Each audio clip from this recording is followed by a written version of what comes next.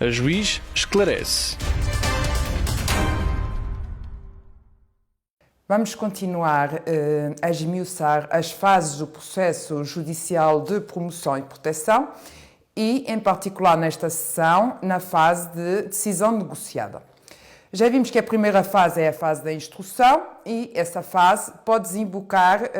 nos seguintes passos. O juiz,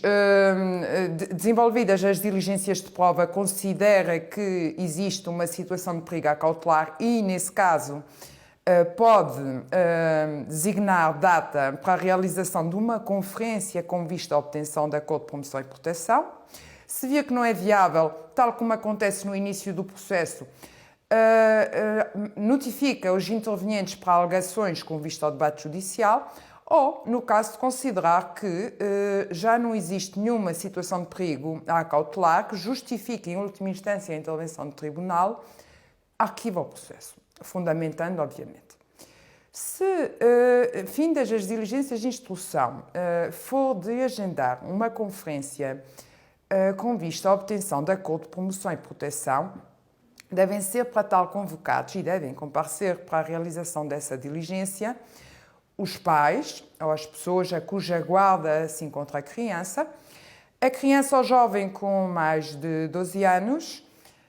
e todas as pessoas cuja intervenção seja considerada relevante. Por exemplo, o técnico da Segurança Social, que foi designado técnico gestor e que irá acompanhar a situação da criança ou jovem.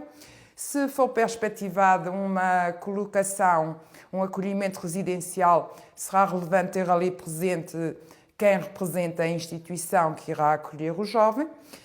A diligência realiza-se da seguinte forma.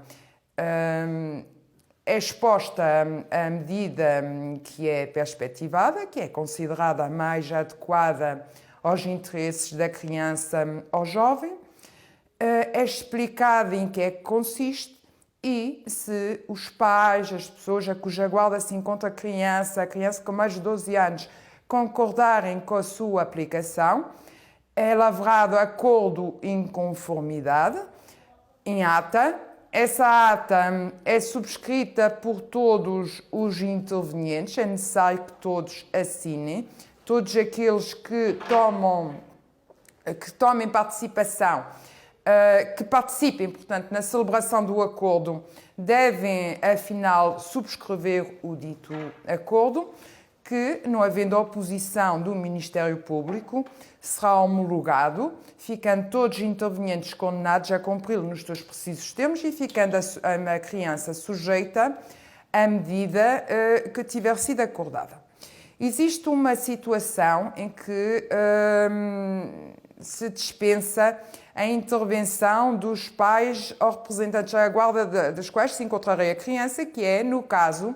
de se encontrarem em parte incerta, se tiverem sido encetadas todas as diligências necessárias e possíveis com vista à localização dos mesmos e não tiverem sido encontrados, o juiz pode dispensar, nesse caso, a realização de debate judicial e, analisando o acordo dos presentes, proferir logo sentença em conformidade se a medida perspectivada pelos presentes, perspectivada pela Segurança Social, pelo Tribunal, for aceite pelos presentes e se, de facto, for essa a medida que melhor acautela a situação da criança. O que é que deve ficar a constar desses acordos? Se for perspectivada uma medida de apoio no meio natural de vida, ou seja, daquelas medidas em que a criança não é colocada em acolhimento familiar ou residencial, ou não é, portanto, em que fica a residir com os seus familiares, com os pais, com outro familiar ou com pessoa idónea, que depois iremos explicar em casos em que isso acontece, noutra sessão. Nesse caso, é necessário que fique a constar do acordo quais são os cuidados a dispensar por essas pessoas em termos de saúde, educação, formação escolar, profissional, de que tipo de apoios deve beneficiar a criança, se é necessário apoio económico, que tipo de apoio psicopedagógico, que tipo de apoio social. Deve ficar a constar a identificação do técnico que irá acompanhar a medida e, obviamente, tem de ficar a constar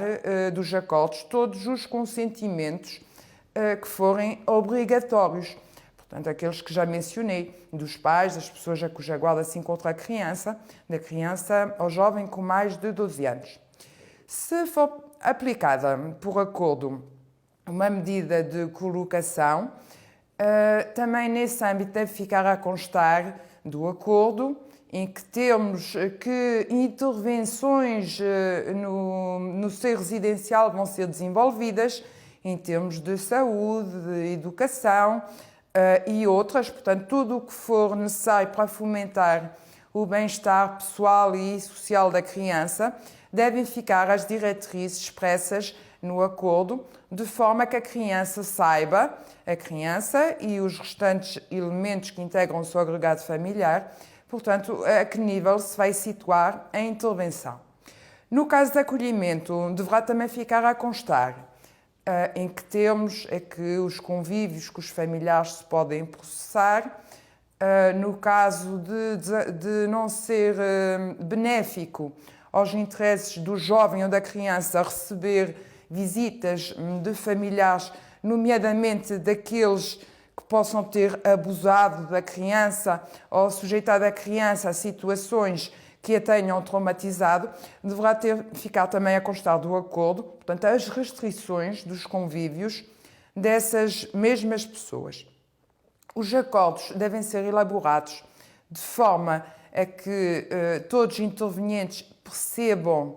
o âmbito da intervenção, as suas finalidades, os seus objetivos específicos, de forma a que possam tomar parte depois da execução da criança. O juiz, sob parecer do Ministério Público, irá homologar esse acordo, se de facto for sua convicção que aquele acordo alcançado por todos os presentes é o que melhor promove o bem-estar e o desenvolvimento da criança e é capaz de remover a situação de perigo que deu origem aos autos, que motivou a fase de instrução e que desembocou naquela fase de decisão negociada. Os acordos deverão também indicar o prazo de duração da medida aplicada, os prazos de revisão, porque ela será periodicamente revista. Apesar de ficar a constar um prazo, esse prazo poderá ser encurtado se verificar durante a execução da medida que a mesma se tornou desnecessária, quer porque desapareceu a situação de perigo, quer porque existe necessidade de substituição da medida, porque se verifica durante a execução que deixou de ser a mais adequada. Portanto, esse prazo que fica a constar, ao fim e ao cabo, assinala o termo da medida, mas pode ser prorrogado, e nós iremos ver isso quando analisarmos as medidas em concreto, tal como poderá ser encurtado sempre que assim o justifique o interesse da criança. Quanto a este tema da fase da decisão negociada, penso ter percorrido as ideias principais desta fase, em que, tal como nas restantes fases do processo, o que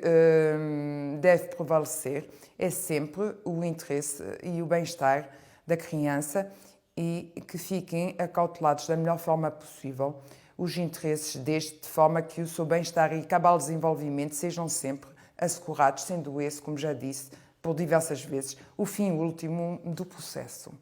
Espero ter sido clara. Bem-aja pela atenção.